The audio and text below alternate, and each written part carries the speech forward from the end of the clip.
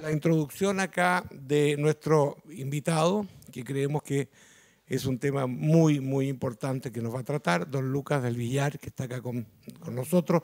Él es el director del CERNAC, ha tenido una tremenda labor, ya es segunda vez que está en estas lides, así que ha hecho un gran desarrollo, es un gran conocedor de la política del consumidor y creo que nos va a dar una visión justo en un día bien clave porque mañana, tengo entendido, ya comienza la vigencia de la nueva ley del consumidor.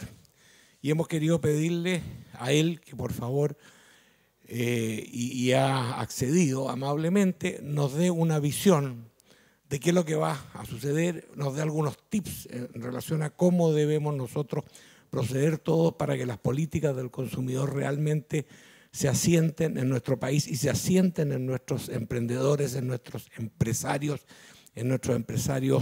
del comercio, que es realmente importante. O sea, yo creo que esto va a traer un cambio de mentalidad en relación a lo que es la vida nuestra con los consumidores, que son en definitiva, todos somos consumidores, son nuestros clientes. Sin más, Lucas me ha pedido, él va a estar acá, va a dar una charla más o menos 40, 35 minutos, Lucas, y posteriormente vamos a quedar con nuestro director de fiscalización, que Ariel Espinosa, que entre todo cuando hablamos de fiscalización no es un cuco, sino que nos va a ayudar a ver cómo poder implementar mejor la ley del consumidor e ir con pasos paulatinamente haciéndonos parte de esta nueva legislación. Sin más, Lucas, te agradecemos enormemente y quedas con. Bueno, muchas gracias, Jorge. La verdad es que agradecer primero la invitación. Efectivamente es bien oportuno, es un día clave el de mañana que entra en vigencia la nueva ley. Vamos a explicar de qué forma, con qué periodicidad entran en vigencia las distintas normas y aspectos generales. Tampoco quiero latearlos con temas que son muy de detalle, muy jurídicos, pero la fiscalización creo que es una de las facultades más novedosas que tiene el CERNAC. Creemos que va a ser muy útil desde el punto de vista del diseño que se ha hecho, una planificación anual de fiscalización basada en riesgo. Por eso le pedí a Ariel que me acompañara. La idea es que él también ilustre cómo va a ser este proceso de fiscalización que va a iniciar el CERNAC y la forma, sobre todo, que se va a llevar a cabo en la práctica, que es algo que yo creo que es muy relevante para todos ustedes y le pueden hacer todas las preguntas del caso. Bueno, agradecer a Manuel que nos pudo acompañar, a Daniel, a Jorge, y el relacionamiento que hemos tenido prácticamente casi un año, Jorge, ¿cierto?, en el Consejo Consultivo, en el cual hemos ido dando cuenta de las distintas políticas y diseños de política pública que el CERNAC ha ido preparando para esta entrada en vigencia de la Ley 21.081. Bueno, recordar muy brevemente que el tema de los derechos del consumidor nace el año 62 en Estados Unidos, y el presidente Kennedy, en un discurso que se conmemora ahora el viernes, el 15 de marzo, quien da a conocer los principales derechos del consumidor en un sistema de libre mercado, ¿cierto? Y son principalmente el tener información veraz y oportuna, la libre elección y no tener discriminaciones arbitrarias respecto de acceder a productos o negativas a los mismos, en términos generales. Luego se va poniendo más sofisticado, surgen nuevas herramientas, las acciones de clase y otros elementos que tienden solamente a equiparar al consumidor, dado las asimetrías, digamos, que son económicas, están descritas y que son fácticas. Por ejemplo, que el consumidor tiene menos información que la empresa, que el consumidor tiene menos capacidad negociadora al momento de celebrar un contrato o aceptar unos términos y condiciones por Internet que es tan común en nuestra experiencia como consumidores, y adicionalmente también la falta de organización que tienen los consumidores. Por eso nacen también las asociaciones de consumidores. Algunos autores dicen que las asociaciones son anteriores a las agencias y que incluso al derecho al consumidor. Pero más o menos así es como nace el derecho al consumidor. Yo les quería comentar que estas asimetrías dan paso a ciertos derechos, digamos, básicos, y de acuerdo a eso es que se han ido generando una serie de regulaciones que han sido estudiadas en su impacto. En este caso, como ustedes saben, el CERNAC existe como tal desde el año 90, pero solo con el nombre del CERNAC. Antes era la DIRINCO, como muchos de ustedes saben, y tuvieron que padecer de la DIRINCO.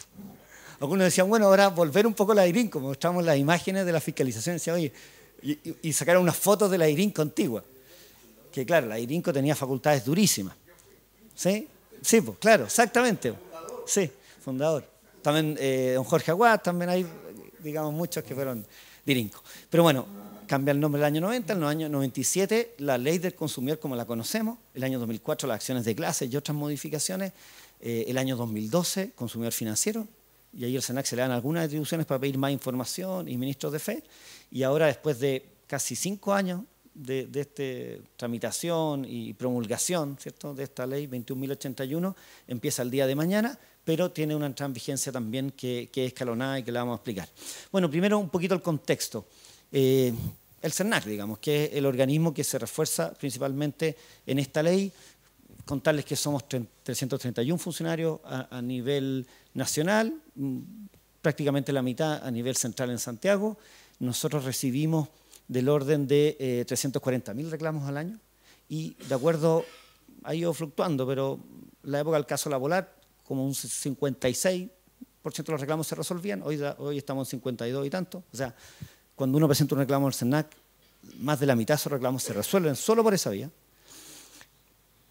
Tenemos cerca de 400.000 consultas de los ciudadanos y también tenemos registrados más de 30.000 proveedores en nuestro sistema de interoperabilidad. Muchas de las empresas en las cuales ustedes representan y trabajan tienen un sistema de interoperabilidad que es bastante eficiente, tiene una grilla para gestionar sus reclamos y sus casos.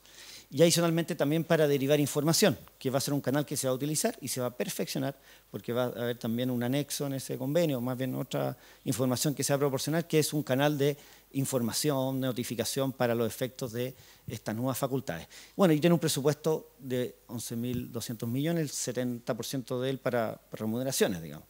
Y bueno, contarles también que el SENAC tiene también distintos, en esos reclamos uno puede ver una evolución, digamos, estos 340.000. Durante un periodo largo de tiempo, el principal mercado reclamado, entre un 25 y un 30 era telecomunicaciones, después está retail, después está financiero, después están servicios básicos, seguros, otros.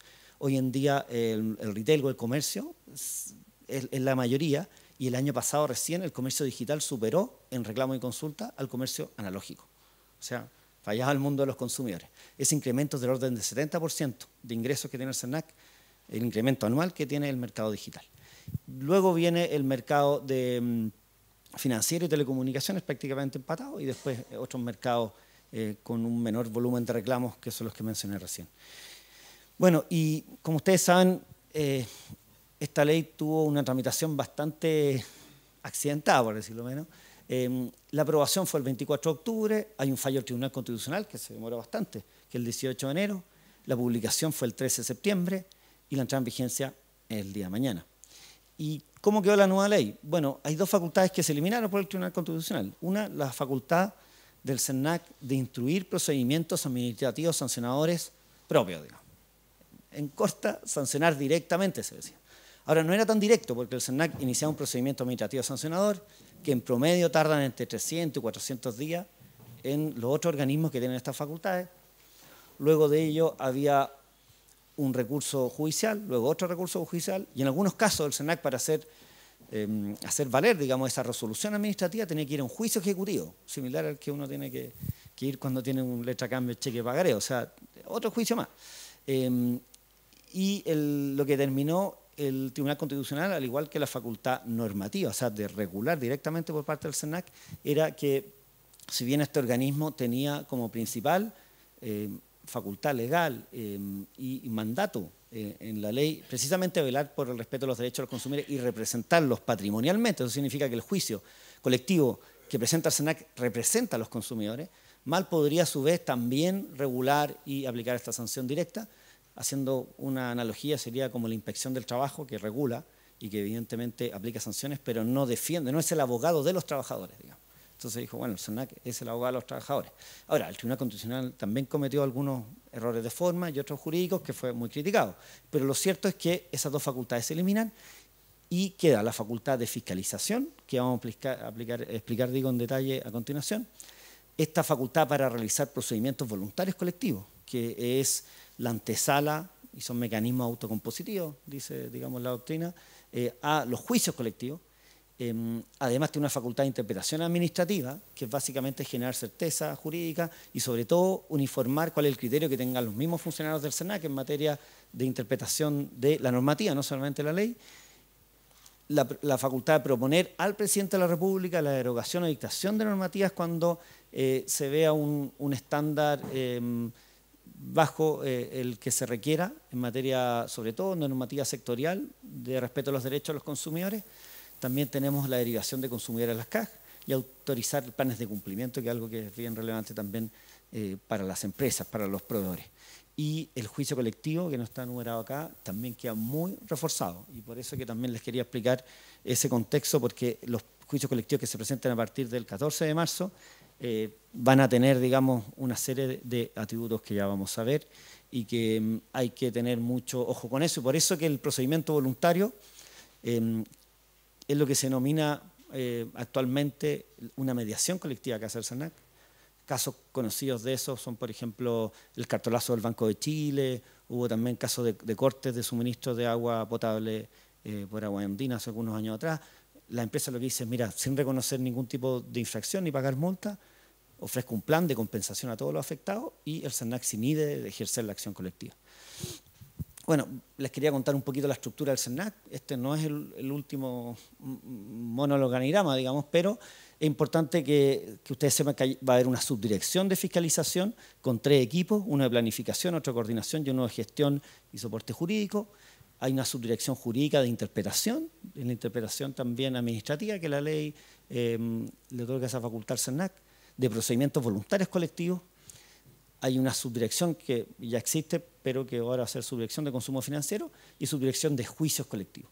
El resto es más o menos lo que ustedes ya conocen, y hay un departamento de relacionamiento institucional donde nosotros vamos a hacer una unidad de relacionamiento con las empresas, con los proveedores. Y esto es muy valioso porque el SERNAC, como ustedes saben, antes de la entrada en vigencia de esta ley, hay herramientas que no tiene. Por ejemplo, el SERNAC no puede representar individualmente a los consumidores. Por ejemplo, el SERNAC, como no puede fiscalizar, tampoco puede pedir muchos antecedentes, tampoco puede citar obligatoriamente a representantes legales de las mismas empresas.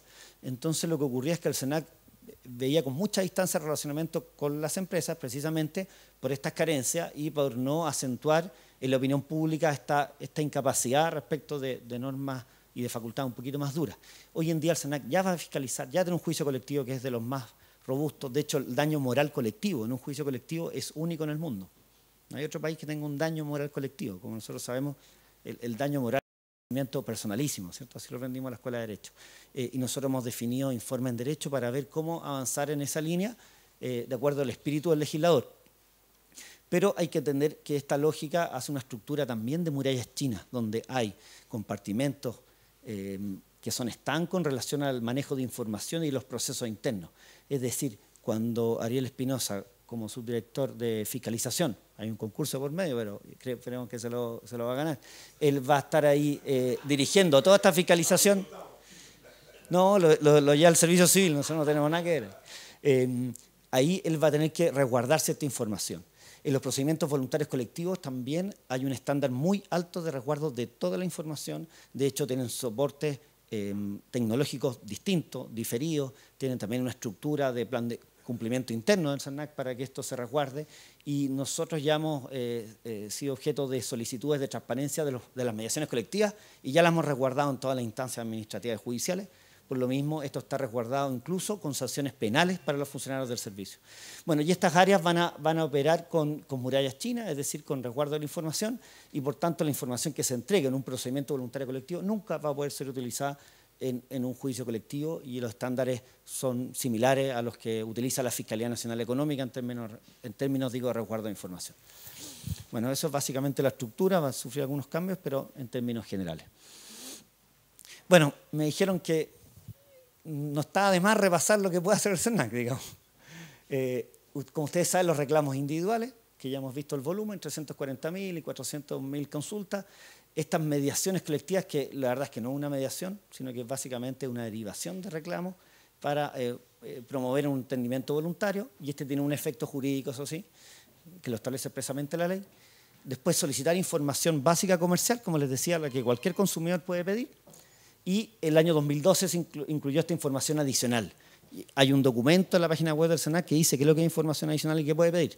Eso queda bastante superado con la nueva legislación, porque el SERNAC puede pedir prácticamente toda la información, salvo que ya sea estratégica y reservada por normas especiales, y que la empresa diga, mire, esta información yo se la entrego con los resguardos que establece la ley, o derechamente puedo ir a la pelea de no entregarla, pero eso lo tiene que resolver después de un tribunal. las denuncias, los ministros de fe, que fue bastante valioso el año 2012 porque el SENAC iba a los juicios y el valor de su prueba no era equivalente a las capacidades que tenían muchas veces las empresas de acompañar distintos medios de prueba y se perdían las denuncias. Entonces, solamente es una presunción de veracidad de lo que está contenido en el acta del ministro de fe y eso se mantiene con las facultades de fiscalización. Y lo que hace normalmente el SENAC es que presenta una denuncia de interés general. Es decir, va al juzgado de policía local, muy parecido a la ley del tránsito, y dice, mire, esta persona se pasó la roja manejando, esta persona cometió una infracción a la ley del consumidor y es muy parecido al procedimiento, pero las multas ahora se incrementan de forma sustantiva. Pueden llegar hasta 6 veces. Por ejemplo, un cobro indebido, por ejemplo, la mala publicación de un precio, por ejemplo, la no entrega de una información valiosa al momento de contratar un producto, que hoy en día tiene una multa de 2.300.000 pesos, va a aumentar a casi 14 millones de pesos, ¿cierto? Es la multa base, digamos, el máximo. ¿Y cuándo llega el máximo al tribunal? Dependiendo de ciertas circunstancias o atenuantes y agravantes que están establecidas en la ley y otros ponderadores.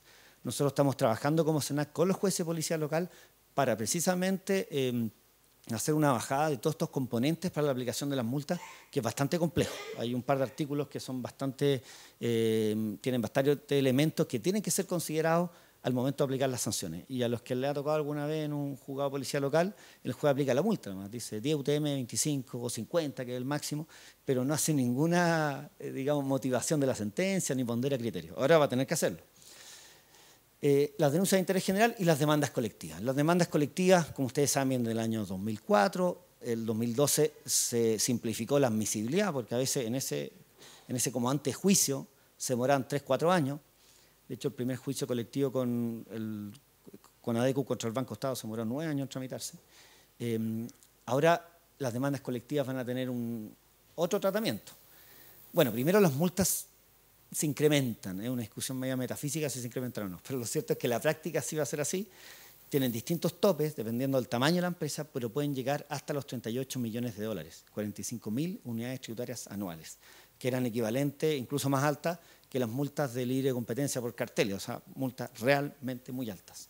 Y eso depende del volumen de consumidores que se vean afectados.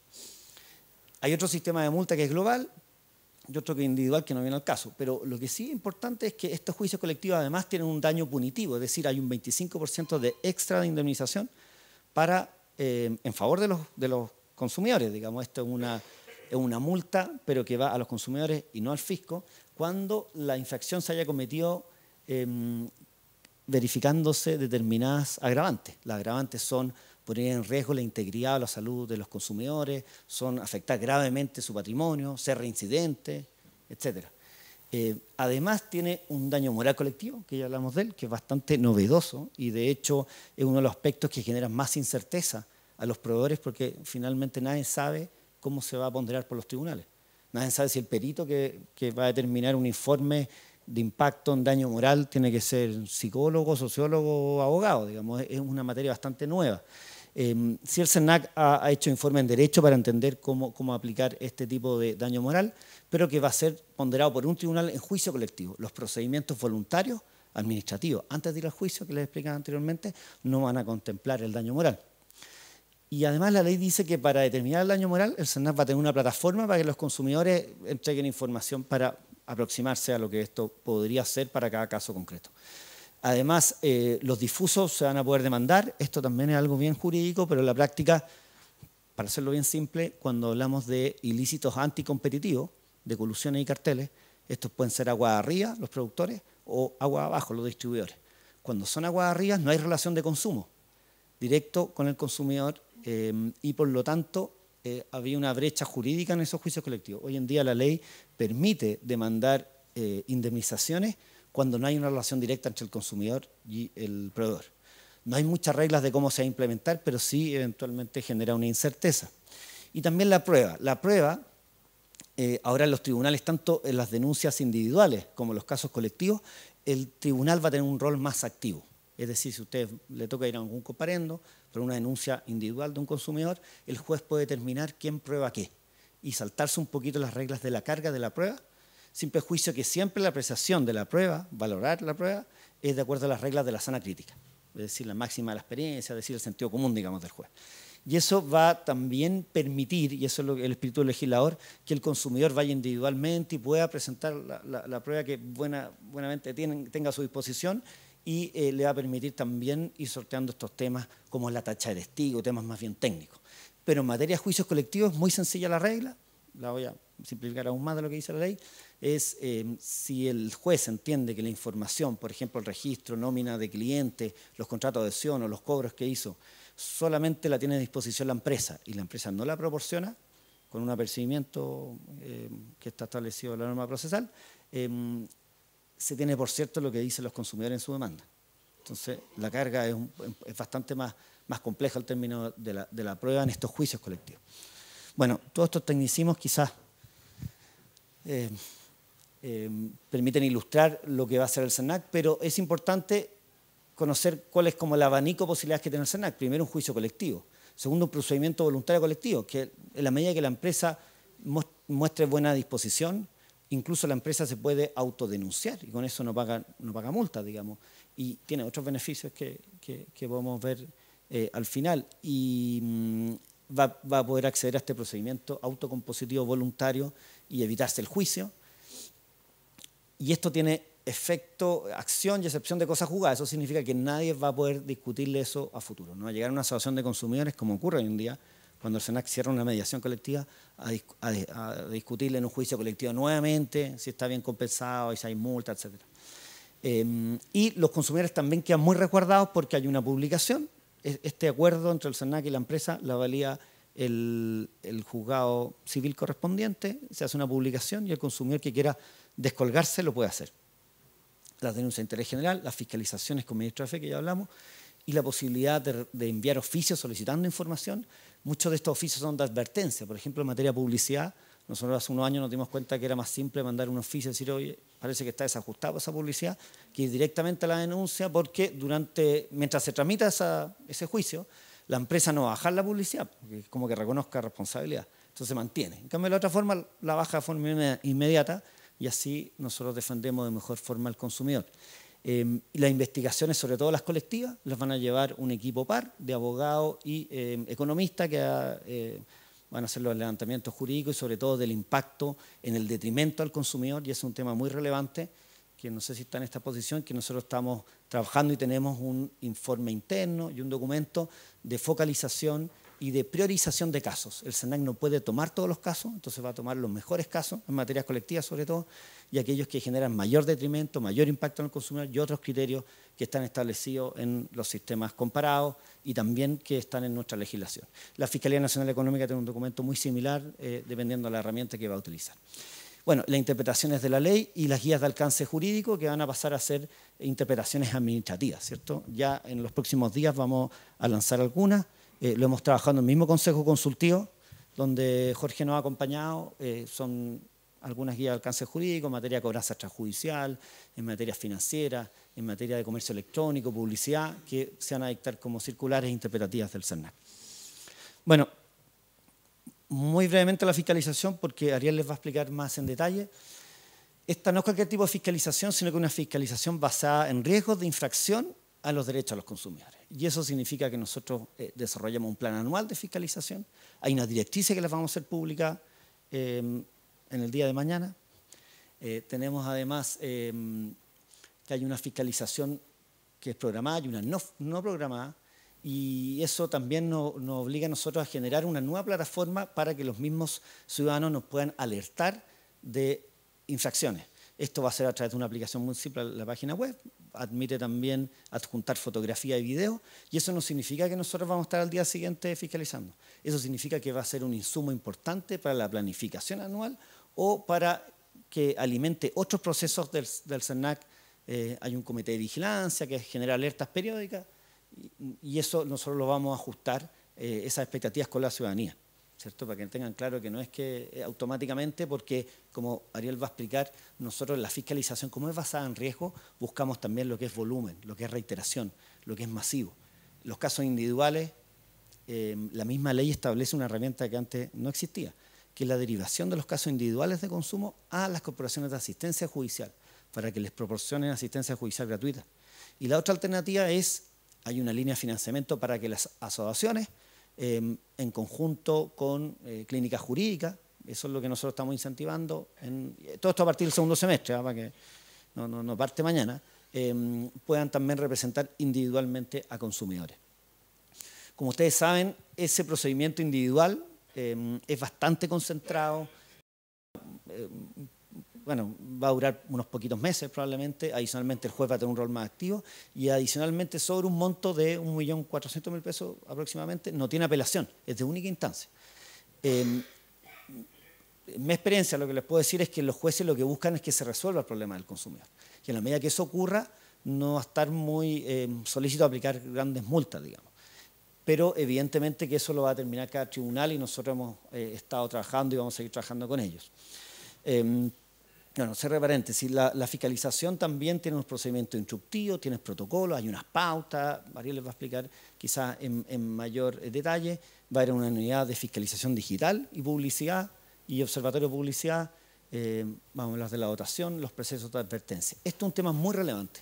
Las pymes tienen un procedimiento especial establecido por la ley, por el cual una vez que el SERNAC, más bien las MIPES, micro y pequeñas empresas, una vez que el SERNAC en sus labores de fiscalización determina que hay un cúmulo de eventuales infracciones, ¿cierto? Hallazgos que se determinan en el proceso de fiscalización, puede darle la oportunidad de en 10 días subsanar todos esos problemas, digamos. Y después el SERNAC tiene que verificar que efectivamente se haya dado cumplimiento a aquello y se inhibe o más bien no presenta la denuncia ante los tribunales. Nosotros estamos haciendo un sistema de corrección temprana voluntario para las empresas que no son MIPE, que son medianas y grandes. Y básicamente consiste en algo muy similar, pero con un plazo más razonable, que no va a superar los 30 días, y un procedimiento también administrativo donde la empresa dice, mira, yo voy a ofrecer un plan un mini plan de cumplimiento, para no confundir el concepto, en relación a subsanar estos errores y generar algún control para que esto no se siga verificando en un plazo razonable y se allana el pago de una multa con un porcentaje menor y con eso no se va al juicio, a la denuncia infraccional, sino que más bien el SERNAC cierra el caso. Eso no significa que el SERNAC no pueda estar monitoreando después a los 6 meses o al año, pero es muy parecido a la ley del tránsito cuando dice, mira, pague los primeros días y hay una rebaja del, no sé, el 25, 40%. Aquí también un porcentaje relativamente bajo, sin tener que llegar a los tribunales de justicia, ¿cierto? Hemos hablado con la tesorería, hay temas jurídicos detrás, esto no es tan simple como lo explico, pero tiene un contexto normativo y es un procedimiento absolutamente voluntario. Esos son los temas principales y creo que Ariel les va a hablar más en detalle de esto.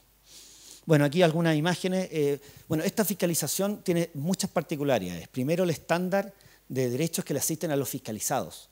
Hay un cúmulo, no traje el documento, pero Ariel les puede dar detalle, pero es un cúmulo importante de información que se entrega al momento de la fiscalización. No solamente tiene el deber de identificarse y va a haber una plataforma para que también las empresas tengan el deber de identificar a las personas que concurren.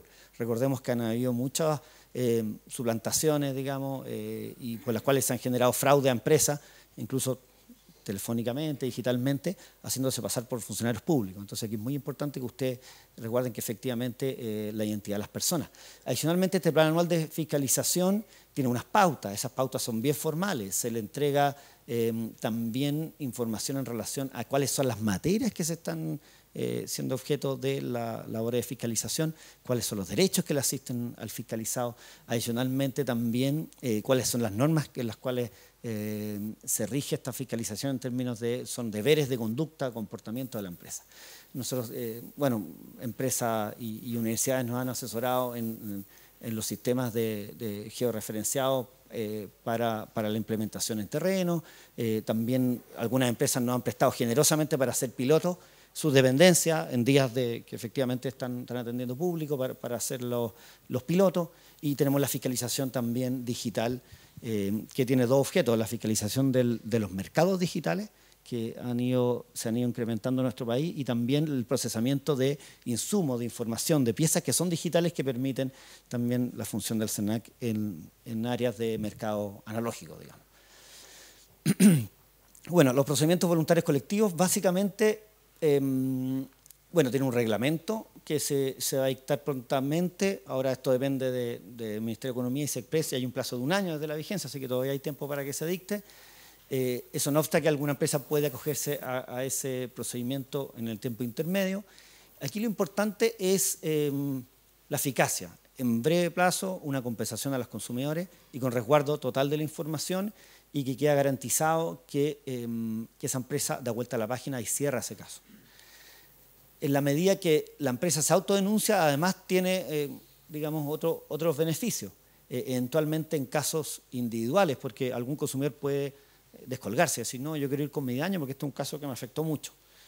Clásicos ejemplos que se dan en la tramitación de la ley del daño moral era la final del partido que no llegó, etcétera, digamos. Bueno, esa persona puede ir, pero ya la empresa tiene un atenuante, que es haber entregado los antecedentes y haberse autodenunciado. Y también hay una etapa de admisibilidad, es decir, ustedes pueden solicitar algunas reuniones para ver el contexto de este procedimiento, de ver qué posibilidades hay de llegar a los términos que ustedes quieren proponer antes de la apertura formal de este procedimiento voluntario colectivo.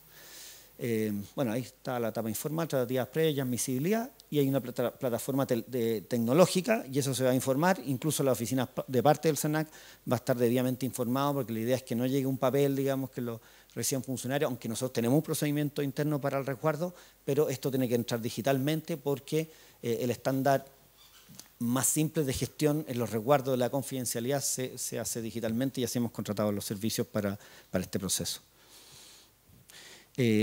Bueno, hablamos de las denuncias, juicios contravencionales.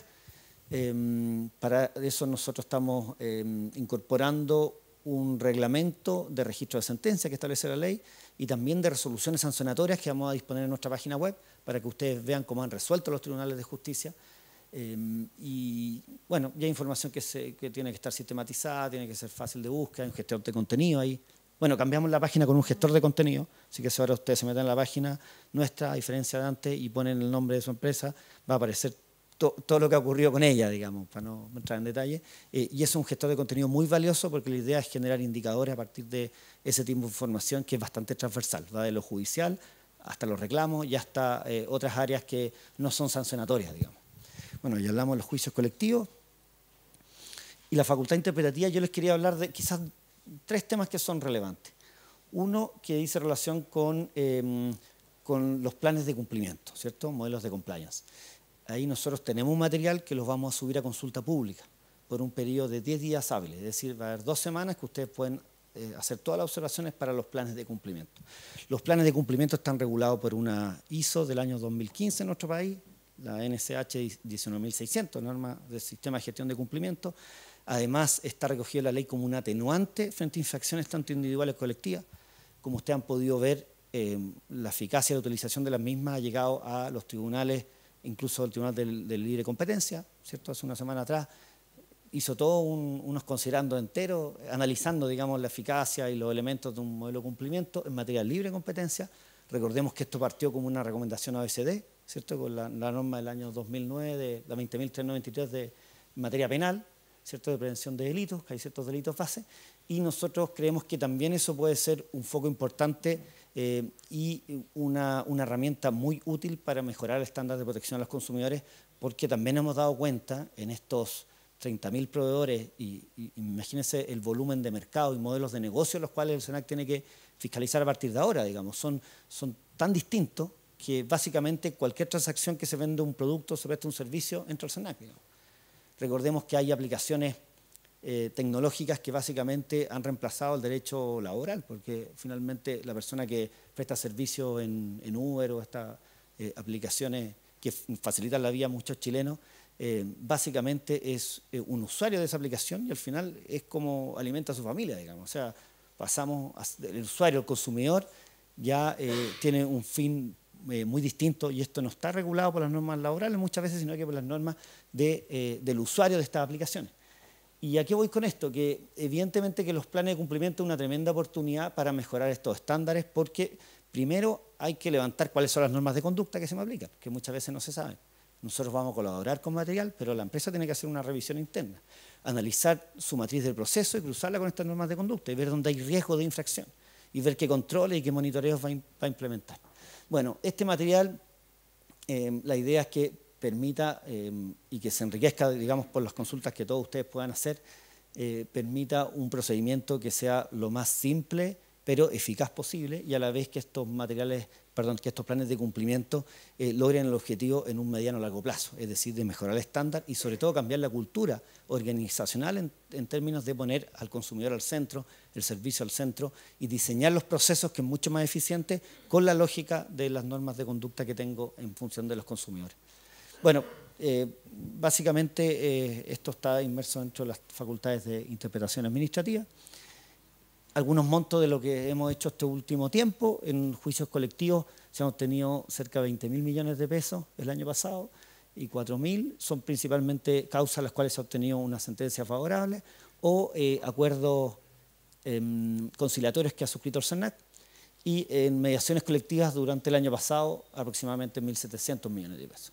La idea es que estas cifras se inviertan, digamos, y que tengamos más procedimientos voluntarios colectivos con montos y ojalá menos juicios en la medida de lo posible, ¿cierto? Y contarles muy brevemente algunos proyectos que ya lo hemos hablado con algunos de ustedes, digamos, pero básicamente aquí hay proyectos que ya están en tramitación, ¿cierto? Y reglamentos que es el procedimiento voluntario colectivo, de fondo concursable, registro de sentencia, actualizaciones del sello CERNAC y la posibilidad de un contrato certificado único y no todo el sello, perdón, acá. Y básicamente es la agenda pro consumidor del gobierno, que está en tramitación desde la semana pasada. Ahí el ministro de Economía, el que ha participado, me tocó ayer acompañarlo, pero en general ha tenido muy buena acogida en la Comisión de Economía, por lo menos ese proyecto, y nosotros también lo vimos en el Consejo Consultivo y en general tuvo buena aceptación este proyecto y lo que hace es eliminar algunas barreras quizás básicas que hemos padecido todos como consumidores, como por ejemplo ponerle término a un contrato de tracto sucesivo, es decir, un contrato permanente que muchas veces dicen, bueno, si quiere ponerle término, pese a que lo contraté telefónicamente, tiene que ir a la sucursal de no sé dónde, llegar fotocopiar carnet, tiene que llegar declaración jurada. Y otros te dicen, mira, es que el periodo para hacerlo o el horario. Entonces, hay barreras, digamos, que de alguna forma también generan una competencia desleal, digamos. Si el cliente se quiere salir, tiene derecho y buscar la empresa que más le acomode. Entre otros proyectos, ¿cierto? La aprobación de una política nacional del consumo, que lo tenemos proyectado para este año, en el Consejo Consultivo, que es el que participa Jorge y otros representantes de los gremios. Hay un Instituto de Estudios de Derecho al Consumidor o Consejo Consultivo para la propuesta normativa del presidente. La idea es que la calidad de esa propuesta normativa sea técnica y que evalúe también el impacto que genera la normativa. O sea, que la política pública también evalúe impacto, que es algo de los principios y directrices que ha tenido también el gobierno en materia de regulación. Y ahí están invitados los gremios y va a empezar a operar también el segundo semestre gremios de proveedores, de asociaciones de consumidores y también el mundo de la academia. Hemos hecho una alianza con distintas universidades y el mundo de la academia en temas de derecho al consumidor que creemos que puede ser muy virtuosa porque tenemos una academia que es especialmente, digamos, independiente respecto de su pensamiento y sus publicaciones. Bueno, no los quiero leer con tanto detalle, pero básicamente tenemos un programa de educación financiera que está financiado por el BID, que mide impacto de acuerdo a un estándar PISA, que es de la OECD. O sea, no solamente la entrega de información, sino que la habilidad en la educación financiera sea traspasada a herramientas concretas. Bueno, el No Molestar es una aplicación que vamos a lanzar prontamente, ya se dio a conocer por el presidente y el ministro, y básicamente para el bullying telefónico, digamos. Algunas nuevas plataformas, validaciones de estándares, estamos trabajando en eso, reglamento en materia de seguridad de productos, esto también es más un trabajo a largo plazo, pero nosotros ya hemos trabajado en el Ministerio de Economía con la redacción de estos documentos. Quizás vale la pena aquí mencionar, bueno, el apoyo técnico de Defensoría de Pymes está dentro del programa presidencial, pero es una actividad que el Ministerio de Economía tiene como prioritaria. Básicamente, como ustedes saben, las pymes también son consumidores, de acuerdo a esta ley 20.416, y tienen acciones individuales y colectivas en esa línea, y también se le aplican normas, por ejemplo, de publicidad, de normas de cláusula abusiva en contrato de adhesión también, etc. Ahora, el SENAC queda vedado, digamos, pero indirectamente a través del Ministerio de Economía ellos podrían dar algún soporte técnico en relación a estos derechos. Bueno, y reglamentos de información en web, esto está pendiente del año 2012 la ley, no se ha dictado ese reglamento. Precio por unidad de medida, que es principalmente para almacenes y supermercados con más de 3 cajas, está desde el año 2002, no se ha actualizado. y esto también va a incorporar algunas condiciones objetivas de información. Pero esto es algo que se va a trabajar con más tiempo. Bueno, yo creo que me tomó un poquito más del tiempo que tenía esperado, pero la idea era ilustrar todas estas, digamos, nuevas facultades y también ofertas que tenemos para los distintos contrapartes, donde las empresas, los proveedores son muy importantes para elevar este estándar de protección al consumidor. Y quedo atento a sus preguntas, digamos. La denuncia injusta trae consigo, ¿no es cierto?, una serie de costos y una serie de perjuicios a la imagen de la empresa, ¿no es cierto?, y perjuicios de tipo comercial. Aquí se está regulando, ¿no es cierto?, una parte de la cancha, pero la otra parte, ¿no es cierto?, no se está dando ninguna herramienta de defensa. Entonces, a mí me preocupa la denuncia injusta. Y con este sistema, ¿no es cierto?, y con esta nueva ley, se está, ¿no es cierto?, propiciando más denuncias. Entonces, ¿qué hace la empresa? ¿Qué hace el país, ¿no es cierto?, si las fuentes laborales se ven amenazadas? ¿Qué pasa, ¿no es cierto?, si empezamos a cerrar empresas? Eso. Bueno, lo primero, esa pregunta tiene, digamos, dos respuestas. La primera, la verdad es que nosotros como Servicio Nacional del Consumidor, que lo que hacemos es implementar una política pública, está la ley, y no la diseñamos, no la podemos responder porque eso le corresponde al Ministerio de Economía, que es el que proyecta, diseña las políticas públicas e incluso dicta los reglamentos, y también es quien defiende los proyectos de ley que modifican esta estructura normativa y la política pública que tiene el Estado en materia de protección a los consumidores. Pero nosotros, en el contexto, digamos, que tenemos que defender los derechos de los consumidores, también podemos ver algunas instituciones que están en la ley que establecen ciertos equilibrios. Por ejemplo, las demandas colectivas, que no tienen asidero, ¿cierto?, están sancionadas también por la legislación, no solamente con sanciones, digamos, para los abogados patrocinantes y las asociaciones que la presenten, sino que adicionalmente también puede llegar a quitarle la personalidad jurídica y también a revocar la calidad o dejar algún director, digamos, fuera del sistema de las asociaciones como establece la ley por demandas temerarias. Adicionalmente también nosotros podemos explicarle que en materia de fiscalización, que esta es una fiscalización bien particular, donde lo que hace el funcionario del SENAC es que inicia este proceso de fiscalización entregando la información respectiva al proveedor, y parte de ella es precisamente que tiene instancias, y es más, el director regional no va a poder participar en las funciones de fiscalización porque es precisamente quien tiene que resolver ante las denuncias por abuso o irregularidades que presente la labor de fiscalización. Es decir, también ahí hay una muralla china, un mecanismo de resguardo para la independencia e imparcialidad de esta actividad, y principalmente el director regional, que normalmente que ustedes ven que es vocero en materia de consumo, no va a poder participar ni tampoco saber de las labores de fiscalización, sino que al momento que ya salgan a terreno, digamos. Hay un resguardo bastante alto, digamos, de los estándares en relación a los procesos y los derechos de los fiscalizados en esta normativa, a diferencia quizás de otras que son más antiguas. De ese punto de vista nosotros estamos conscientes, digamos, de cómo puede afectar una labor de fiscalización, pensemos que en la cual concurran los medios de comunicación, o una citación obligatoria a un representante legal, a un gerente, en la cual también los medios pueden prejuzgar, digamos, a un proveedor cuando se está recabando información. O puede ser un estudio en relación a precios, características de determinados servicios. Estamos muy conscientes de aquello y nuestros procesos están en esa línea. Pero evidentemente los temas más de fondo son temas que tiene que resolver el Ministerio de Economía. En nuestro ámbito, eso es lo que podemos adelantar. El ajuste de procesos administrativos internos, y la normativa también contempla algunas sanciones para esta temerariedad o efectivamente, bueno, y del tema de los reclamos también hay que tener la lógica que el SENAC, el reclamo no da nacimiento derechamente a un proceso administrativo fiscalizador como establecía originalmente la ley. Por tanto, el estándar de reclamos básicamente las tasas que el SENAC genera, los rankings, y exponer, digamos, quién es la respuesta a los consumidores. Y bueno, si hay consumidores que reclaman algo con lo cual no tienen derecho, al menos hay algún problema de información o de percepción de parte de los consumidores que sí se puede resolver de forma más fácil, digamos. Eso a términos generales.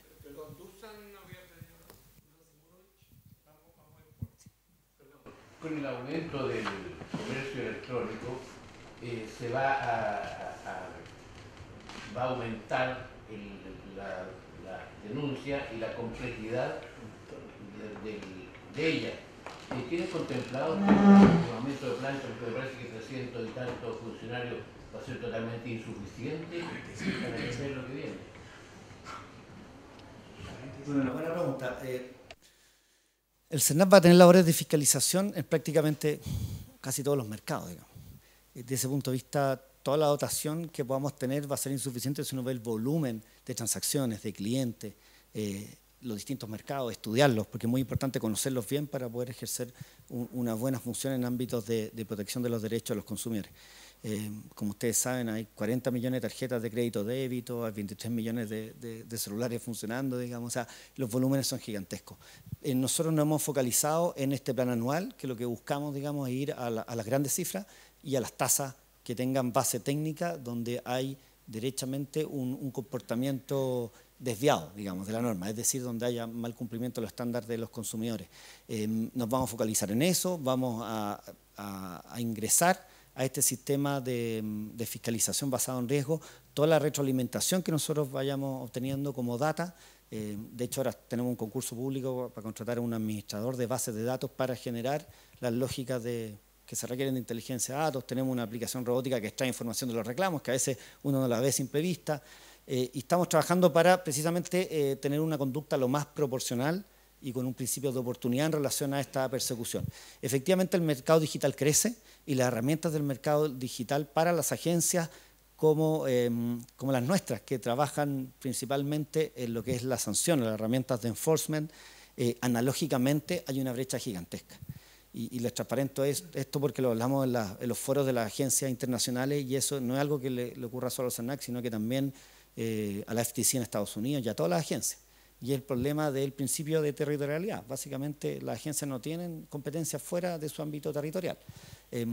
Y le pasa lo mismo, como les decía, a la agencia norteamericana cuando tiene un proveedor chino que no cumple, digamos. Se le mandan oficios. Hay ciertas herramientas que tienen cierta...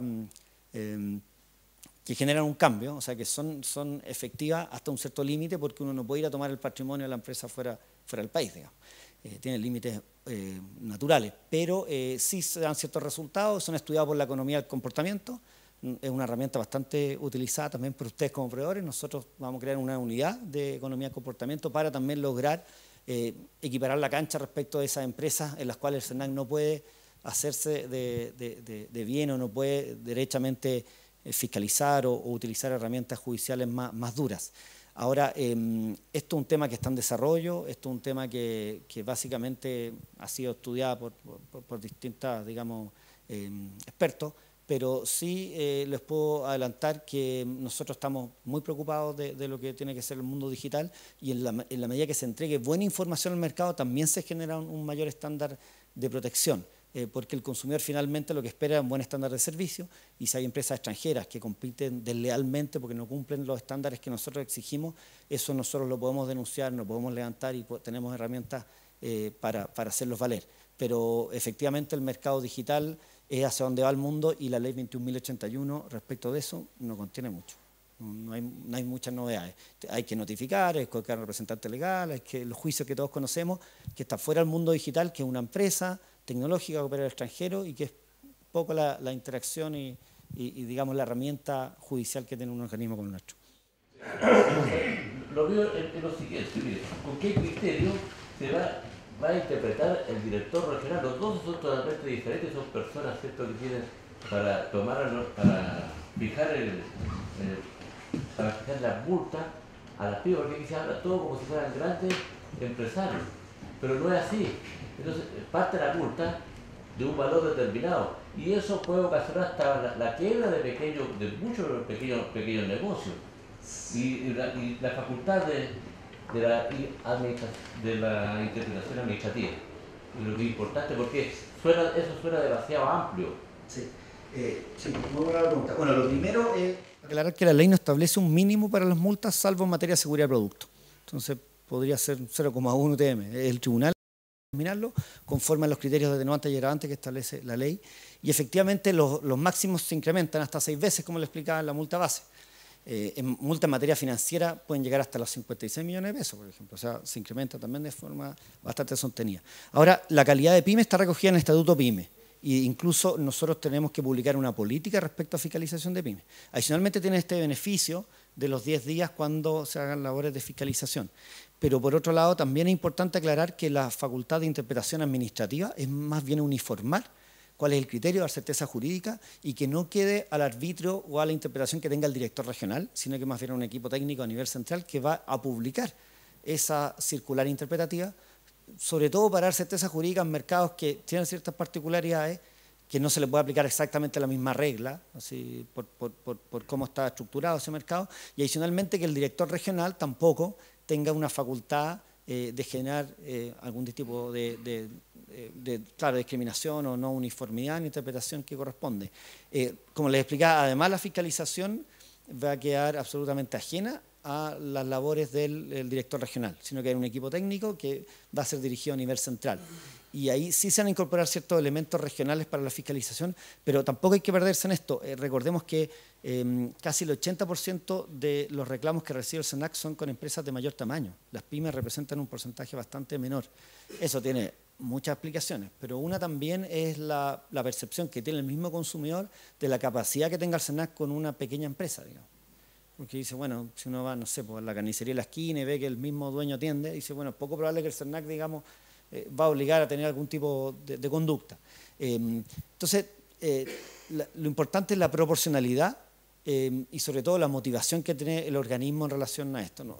No podríamos decir, mira, no vamos a tocar a ninguna pyme, porque algunas pueden presentar un mal comportamiento, hay distintos mercados y circunstancias particulares donde se genera detrimento del consumidor, pero siempre va a estar debidamente justificado y los planes anuales así lo garantizan, y es por eso que nos han asesorado expertos de la Escuela de Ingeniería de la Universidad de Chile, nos ayudaron con el plan de fiscalización basada en riesgo, y otros expertos que han desarrollado fiscalización basada en riesgo en otros organismos.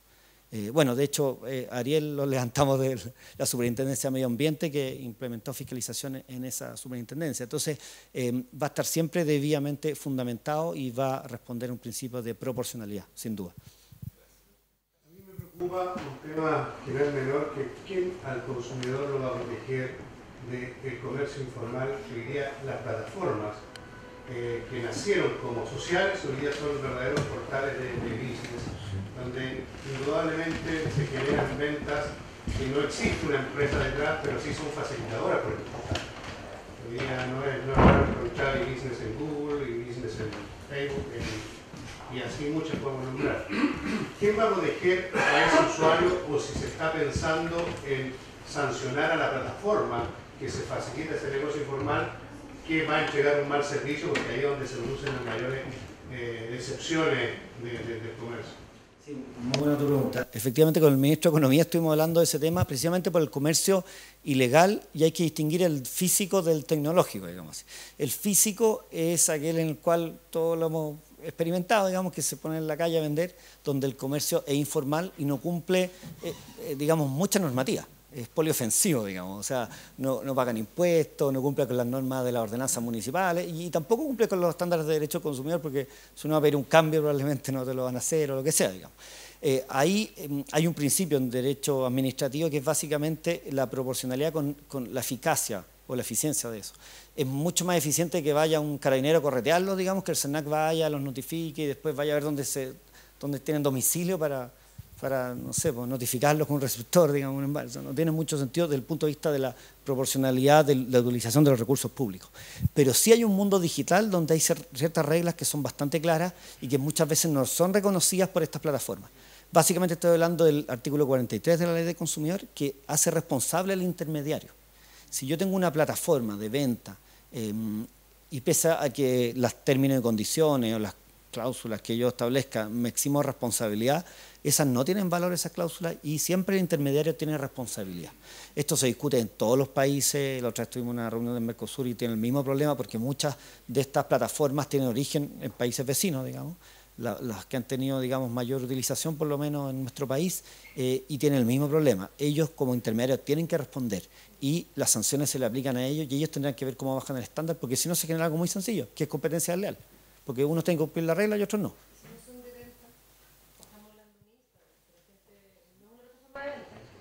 pero en Instagram todo el mundo vende cosas. Hay que hacer joyas, pero ahí tenemos que atender a la definición de la ley de consumo. La definición dice que tiene que haber una habitualidad, que una persona que se dedica a eso. Si se dedica a eso, entonces se dedica a la ley de consumo. Pero distinto a la plataforma que muchas veces uno vende por viaje, vendo, digamos, o vendo algo ocasionalmente, cuando yo ya me dedico a la venta. Claro. Ya. Ya, pero nosotros, el tema de la boleta no es nuestro, digamos. Hay que invitar a otro. Nosotros podemos fiscalizar no necesariamente la boleta, sino que más bien el cumplimiento de las normas del consumidor y en este caso cualquier comprobante para ejercer, por ejemplo, el derecho a la garantía, que la publicidad se cumpla, el retracto cuando si es que no tiene un descriptor que diga que no cumple con el retracto, pero no hay que perderse en esto porque nosotros tenemos dos canales, uno que es la denuncia ciudadana, si realmente hay un comportamiento desviado, digamos, de la norma, es decir, una empresa que sistemáticamente no cumple con los consumidores, nosotros tenemos canales para levantarlo, generamos alertas tempranas, y si una empresa que también se desvía en torno a eso, tenemos un plan anual que o sea, estos son elementos que nosotros integramos, pero bueno, Ariel va a explicar con más detalle, pero hay una proporcionalidad detrás, entonces, independiente de quién sea, si se porta tan mal, nosotros la vamos a tener en el radar y vamos a buscar la forma. Ahora, les tengo que confesar que normalmente con las herramientas que teníamos antes no nos tocaba interactuar con personas que vendían en Instagram. Pero, por ejemplo, sí hicimos un estudio de los influenciadores como publicidad, digamos, que se da, que muchas veces no es conocida, digamos, por el receptor. Y eso significa un cambio en el CONAR y nosotros ya estamos gestionando. Y eso ya también es a nivel, vamos a decir, de comercio informal, porque, ¿por qué no decirlo? Digamos, también hay una publicidad que hacen, digamos, personas naturales. Pero para ponernos en ese caso, ¿qué herramientas vamos a utilizar? Que no son pocas, nosotros podemos citar obligatoriamente a asesores, representantes legales, o sea, podemos utilizarla, tienen que aparecer en nuestro radar y ese radar tiene ciertas bases técnicas que dan proporcionalidad, digamos. Así que por ese lado, sí. Es con respecto a lo que acaba de decir Lucas, de la fiscalización basada o en función de los riesgos de infracción. Sí. ¿Va a haber alguna matriz de riesgo al respecto? ¿Se confeccionó? ¿Se va a confeccionar? ¿Va a ser reservada? ¿Podemos tener conocimiento previo a esta matriz de riesgo? Porque, por ejemplo, el caso que hablaba siempre en la red de Instagram debe estar, digamos, dentro de lo que es matriz de riesgo por consecuencia. Sí, efectivamente. Nosotros construimos una matriz de riesgo, hace varios meses que venimos trabajando con ella y tenemos varias datas. La principal es el volumen de reclamos totales y las consultas que se integran a una base. Adicionalmente aplicamos una tecnología para extraer información de la descripción de los reclamos y esta base de matriz de riesgo va a contar a partir de finales de este año con más data que se va a ir cruzando. Para que se afine bien un sistema un plan de fiscalización y la matriz de riesgos de infracción requiere de un ajuste, un aceitamiento un par de años normalmente, porque ahí uno ingresa, digamos, otras datas que permiten de forma empírica determinar que hay hallazgos. Ahora, ¿cómo nosotros trabajamos? Y es bastante sencillo, o sea, no es tan sencillo, ahora les voy a explicar los detalles, pero en términos generales estamos hablando que la matriz de riesgo contempla lo que es la frecuencia, lo que es el impacto. Y el impacto tiene mediciones que dicen relación con el detrimento, la afectación que tiene el consumidor en relación a la materia, motivo de causa legal, y además se integran algunas asimetrías que son jurídicas. O podríamos decir, para poner algunos ejemplos, un abuso de posición dominante donde el consumidor está en una posición de vulnerabilidad. Clásicos ejemplos son cuando, bueno, uno contrata cementerios, por ejemplo. Claro, es una vulnerabilidad. El único servicio que todos tenemos que contratar, pero normalmente uno no está en las condiciones de ir a discutir las cláusulas y ver cuáles son las condiciones. Es un ejemplo para decir que hay ciertos integrantes del impacto que tienen un componente un poquito más sofisticado, pero que van a ir en esta matriz de... Pero bueno, yo no sé si hay unas preguntas más, pero Ariel va a explicar en detalle, digamos. Y las directrices se van a publicar. Sí. El director me ha dicho que tenía algunos minutitos más. Si hay alguna otra pregunta de alguien que quería, tomen ustedes, el secretario general. Sí, quizás, Lucas, yo creo que lo más relevante para nosotros va a ser los planes de cumplimiento. No hay que cambiar toda la forma de trabajo, entonces si nos puede explicar un poco más. Cada empresa va a hacer sus planes de cumplimiento en base a la propuesta que ustedes hagan y después tiene que ser revisada por ustedes. Van a haber empresas externas que nos van a proponer, hay distinción por tamaño de empresa, quizás saber un poco más de los planes de cumplimiento. Sí, mira, Una buena pregunta porque es un tema que es bastante, ha irrumpido fuertemente en nuestro sistema en los últimos años. Bueno, yo trabajé un tiempo en planes de cumplimiento, pero les puedo decir que lo cierto es que en nuestra ley presenta algunas brechas, digamos, metodológicas, porque dice que el SENAC tiene que aprobar o validar los planes de cumplimiento. Y lo cierto es que la aprobación o validación que hace el SENAC no puede optar el derecho que le asiste a cada proveedor desde resguardo de su información. Un buen plan de cumplimiento se tiene que hacer de acuerdo a una matriz de riesgos internos de la empresa. Ahora, no es la matriz de riesgos de todos los mercados, sino que internos de la empresa. Y esa matriz de riesgos tiene que levantar, digamos, determinadas brechas, sobre todo en relación a los controles y los monitoreos que tienen los procesos internos más riesgosos de la empresa. Eso significa que hay cierta información que es estratégica y que creemos que el SENAC no tiene que contar con ella. Por eso que, si bien la ley simplifica, dice los planes de cumplimiento, te van a otorgar un beneficio, que es la colaboración sustantiva con el SENAC, con la administración, y que tiene un estándar, que tienes que tener un oficial de cumplimiento de ciertos protocolos, una matriz de riesgo, etcétera. Creemos que hay cierta información que la van a tener que procesar y darnos a nosotros un checklist o visto bueno, lo voy a simplificar porque técnicamente es más complejo, una certificadora. Entonces, en términos simples, el flujo sería la empresa, de acuerdo a su alta dirección, asume un plan de cumplimiento, diseñarlo, lo hacen directamente ellos o, como recomienda incluso el material de la Fiscalía Nacional Económica del año 2012, expertos que le hagan levantamiento de la matriz de riesgo. Luego de eso se diseña el plan de implementación de este sistema de gestión de cumplimiento con todas las herramientas que sabemos, una denuncia, un canal de denuncia interna, sobre todo en los procesos más riesgosos, tenemos un oficial de cumplimiento con independencia, con recursos, con acceso, digamos, a la alta dirección, etcétera. Y luego ese diseño tiene que pasar por una etapa ya de ejecutar o más bien planificar la ejecución de controles y monitoreo. Hay cierta información que el SENAC no necesita tener y no corresponde que el SENAC la tenga, no conviene que la tenga. Y esa información va a ir a un certificador que nos va a decir a nosotros, SENAC, esta empresa está ok con este estándar. Y eso es lo que vamos a estar publicando. La idea es que también tenga la retroalimentación de ustedes, porque salvo por eso que nosotros estamos interpretando esa norma, porque efectivamente los sistemas de cumplimiento tienen una estructura que es bastante virtuosa, pero hay ciertos resguardos, y por eso me metí en ese punto tan específico.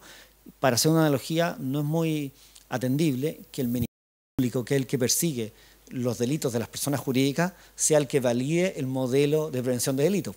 No tiene mucho sentido, ¿cierto? Que va a saber los controles y monitoreo y puede dar la vuelta y, no sé, imagínense que a Ariel le cae en las manos el control y monitoreo y dice, bueno, esta empresa ya sé cómo opera completamente. Y aparte que es información estratégica. Y de eso da cuenta también su ventaja competitiva en el mercado.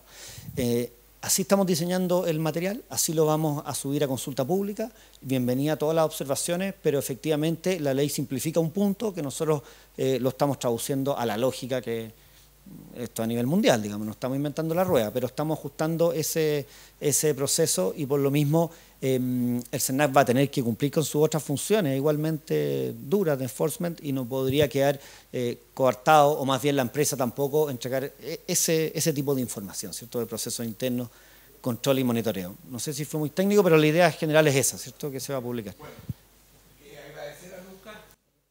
Muchísimas gracias. Se va a quedar con nosotros Ariel, que va a ser nuestro carcelero. Agradecer a Lucas, yo pediría un gran aplauso para Lucas.